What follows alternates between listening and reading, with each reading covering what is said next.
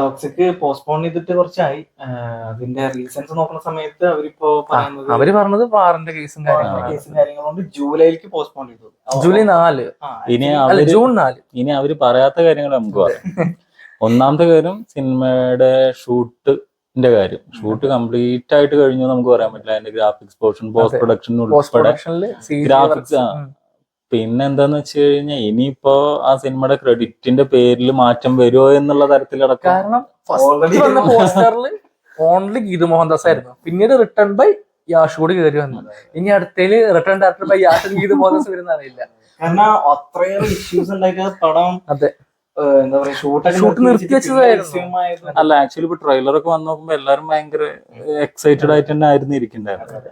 പിന്നെ മെയിനായിട്ട് പറയാനുള്ളത് സിനിമയുടെ ഒരു റൈറ്റ്സ് വിറ്റ് പോയിട്ടില്ല. അതായത് തിയേറ്ററിക്കൽ റിലീസിന്റെ റൈറ്റ്സ് ഒഴികെ OTT സാറ്റലൈറ്റ് ഒന്നും വിറ്റ് പോയിട്ടില്ല. അപ്പൊ അതിനുള്ളൊരു ടൈമും കൂടി അവർക്ക് വേണ്ടി.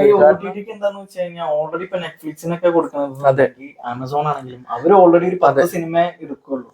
അത് അവർ എടുത്തു കഴിഞ്ഞാൽ പിന്നെ അവര് ഒരു വർഷം മുമ്പാണ് അത് വാങ്ങി വെക്കുക. അപ്പൊ അതിപ്പോ നെറ്റ്ഫ്ലിക്സിന്റെ ഈ വർഷത്തെ